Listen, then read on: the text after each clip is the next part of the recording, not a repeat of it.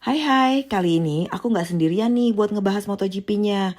Kali ini aku ditemenin sama orang yang benar-benar expert di dunia permotoran. Nanti aku akan coba translate sedikit apa yang diomongin dalam bahasa Indonesia untuk ngegampangin aja. Tapi sebenarnya sih bahasa Inggris yang dipakai nggak susah-susah banget kok. Okay, so the question is what we can learn actually from the Portugal and also from the Argentina GP. What we could obviously learn from these first two races is that the Europeans have gained a supremacy in MotoGP. Ducati is the bike to beat, Aprilia is the bike that is closest, and KTM is the one that can cause surprises. Both Honda and Yamaha are still struggling to get their bikes to speed and solve their problems. Oke, jadi kalau jawabannya itu kayaknya apa yang kita bisa pelajarin dari Portugal dan Argentina GP adalah bahwa motor-motor Eropa tuh benar-benar sekarang tuh superior banget gitu loh. Jadi Ducati tuh adalah motor yang memang jadi inceran buat disusul dan Aprilia juga sangat bagus. Dan KTM tuh dengan perkembangannya tuh bisa bikin surprise gitu loh. Sementara motor Jepang sendiri kayaknya masih butuh sesuatu untuk bisa menyaingi ketiga motor Eropa tersebut. Oke, the next question is, from the rider, who do you think is the one have a very high potential? So, Pecco Bagnaia is the world champion. He came with the most confidence. He has prepared very well, so he is still the one to beat. But as you have seen in Argentina, he is not faultless. And it was already his weak point last year that out of nothing he crashed multiple times. So he did again in Argentina. The rider who is now really causing surprises is Marco Bezzecchi. He was already the Rookie of the Year in 2022. He had single very good performances, and now over the winter he has gained the confidence that he needs to have the consistency to always fight for top places, and this has shown. He was on the podium in Portugal, and he has won the race at Argentina.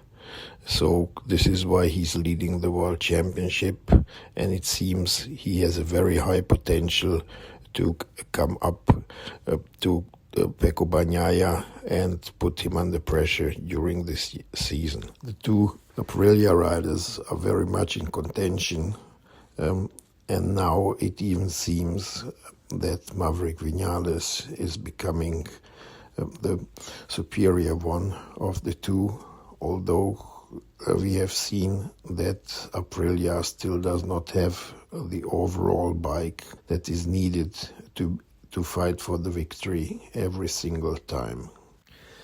As we have seen, now also the two KTM riders are capable for surprises. Brad Binder was always a rider with a very high racecraft. He has proven in the sprint race in Argentina that he can surprise us all, and he can win if he's got the tools to.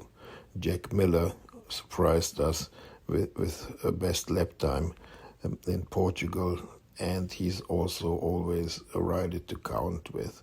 But they have to have the tools, and at the moment KTM is not consistent enough, especially in qualifying guys. Jadi kalau kita dengar dari ceritanya tadi itu kayaknya yang pertama adalah Pecco Bagnaia, terus ada Marco Bezzecchi, ada duo Aprilia, Vinales dan Alex Espargaro, dan juga ada KTM, Brad Binder dan Jack Miller.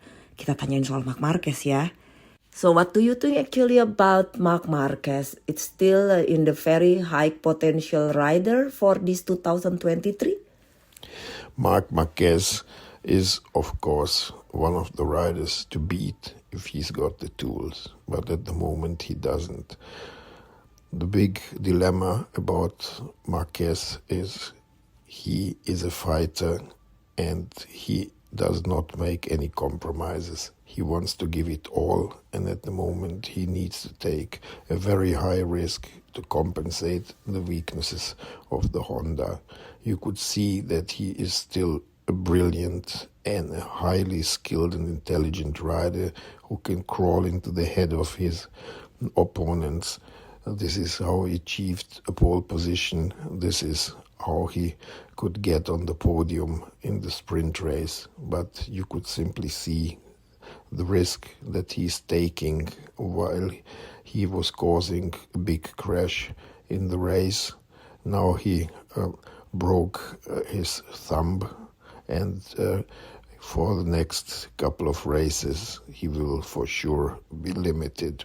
Nah, buat fannya Marc Marquez dengerin tuh. Jadi sebenarnya Marc Marquez tuh masih ada di dalam garis high potential rider buat menang di 2023 ini. Cuman karena dia tuh nggak punya motor yang bisa mumpuni atau bisa membantu dia untuk tampil di depan, makanya agak sulit kan gitu loh. Memang dia tuh adalah pembalap yang benar-benar pinter, cerdas, dan orangnya tuh sangat fighter gitu loh. Jadi dia tuh dengan apa yang dia punya, dia akan gunakan itu dan dia gunakan semaksimal mungkin. Tapi kan ketika manusianya bisa begitu bagus, tapi alatnya nggak mumpuni, ya akhirnya ya kayak kemarin kejadian di Portugal gitu loh. Jadi ketika dia tuh cuma melakukan sedikit kesalahan, dan akhirnya yang terjadi fatal gitu. Apalagi kan sekarang yang patah tuh di sambungan ibu jarinya ya. Dan itu kan untuk pegang handlebar. Jadi pasti andai pun dia balik di Austin atau di race ke depan, itu pasti masih akan jadi kekurangan buat dia untuk tampil maksimal. Sekarang kita tanyain soal Fabio Quartararo ya. And how about the World Champion 2021 Fabio Quartararo?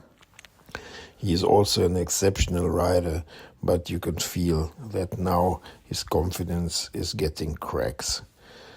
Last year, he was dominating the first half of the season. He was compensating weaknesses of the bike and could show superior. Now it is simply a too long time that he did not have the tools to oppose to the Ducatis, and with every single defeat, his confidence is getting more cracks. Now this year he was hampered by some other riders during the race, that he has lost places at the beginning of races, and as he knows exactly that the most difficult point about the Yamaha is to overtake other riders, he gets also kind of a blockage.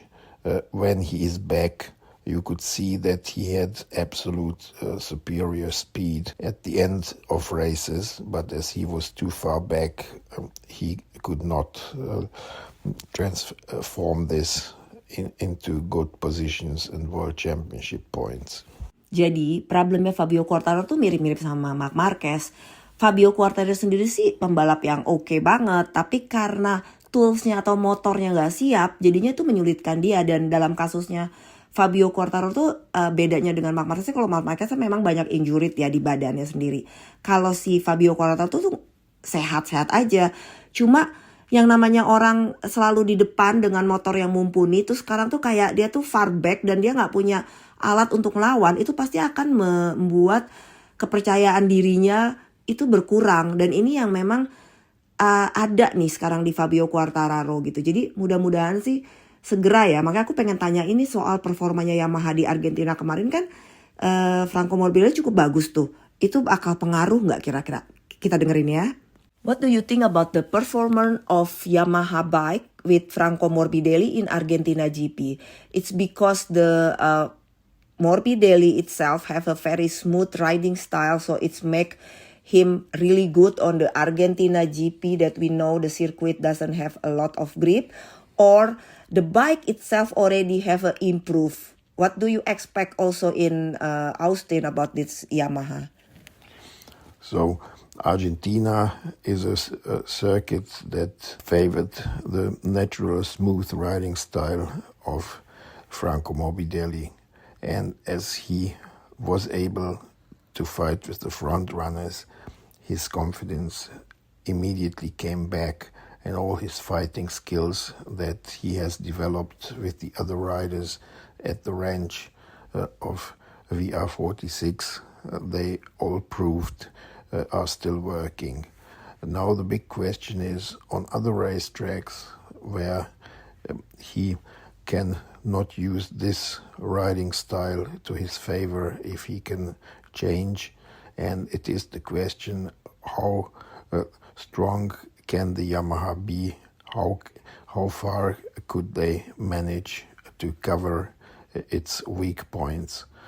At least with the top speed, it looks much better now because Luca Marini admitted that he could not overtake Franco Morbidelli even from slipstream. Oke, kalau dijelasin tadi, itu kayaknya karena memang sirkuit Argentina itu kan memang cocok untuk pembalap yang nge-ride-nya tuh, gaya balapnya tuh smooth gitu loh. Karena memang sirkuit itu sendiri tidak memiliki grip yang bagus buat ban. Dan ini ketika Franco Morbidelli di practice Jumat dan Sabtu sangat bagus, jadi dia confident-nya tuh balik gitu, kepercayaan dirinya balik. Dan dia kan juga punya fighting spirit ya, waktu dia tuh kayak training di range sama semua akademi VR46. Itu tuh ngebantu banget dia untuk tampil maksimal di Argentina GP gitu. Cuman sekarang pertanyaannya adalah apakah motornya siap juga nih buat di Amerika kan gitu kan. Jadi masih belum bisa dilihat. Memang harus lihat dulu di Amerika. Cuma kalau dari top speed kayaknya tuh udah ada peningkatan. Apalagi Luca Marini sempat bilang kan, ternyata susah banget tuh buat ngebalap waktu di sprint race ya. Kayaknya tuh dia bilang susah banget ngebalap si Franco Morbidelli di lurusan. Ya mudah-mudahan aja sih ini ada pengembangan yang bagus dari si Yamaha itu sendiri. Sekarang kita tanyain, sirkuit Austin cocok gak sih sebenarnya buat Yamaha? Pengen tahu aja. Okay, I think this will be last question for this podcast today. So, what bike or which bike is actually fit to the Austin layout circuit?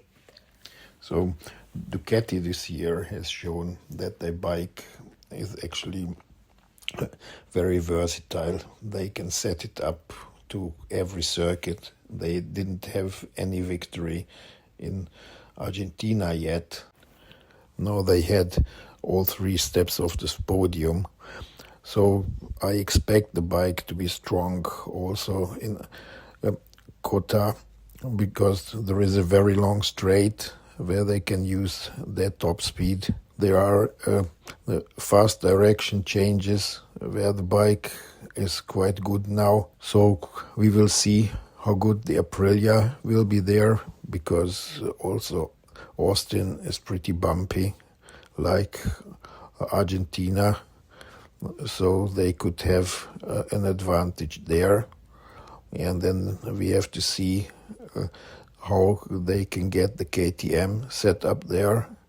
Yamaha should be there with the top speed. It's a question if they find enough traction out of corners. Yeah, with Honda, they could have a joker with Alex Rins, who was very strong with Suzuki last year, and you could see that he was the one who adapted best to the Honda. If Marc Marquez can come back, he's the absolute expert of Kota, but it is a question how fit he will be. Jadi kayaknya nih di Kota nanti kita bakal ngeliat Ducati lagi yang bakal fighting di depan. Dan itu kayaknya normal ya. Apalagi kalau Enea Bastiani dibalik, berarti mereka akan punya 8 motor komplit yang cepat-cepat semua. Terus juga di Aprilia kita bisa mengandalkan sedikit karena track di Austin sedikit bumpy. Jadi mungkin itu bisa menjadi kekuatan buat si Aprilia. Untuk KTM, Jack Miller mungkin bisa jadi sesuatu, dan Brad Binder apa juga yang selalu bikin surprise. Untuk Honda mungkin dia bisa dapat joker dari si Alex Rins, karena kan Alex Rins waktu di Suzuki sempat di podium di Austin itu gitu loh. Kalau Marc Marquez balik, memang ya Marc Marquez tuh king of Kota, tapi ya dengan kondisi kesehatannya ya mungkin nggak bisalah tampil maksimal banget. Tapi ya nggak tahu ya, namanya juga Marc Marquez, kita tunggu aja gimana di Austin nanti. Dan terima kasih udah ngedengerin. Jika ada pertanyaan lagi bisa ditanyakan dan nanti kita akan coba jawab buat seru-seruan aja. Dan thank you Imre udah mau bantu jawabin pertanyaan-pertanyaannya. Kita ketemu lagi kapan-kapan. You're very welcome and with pleasure.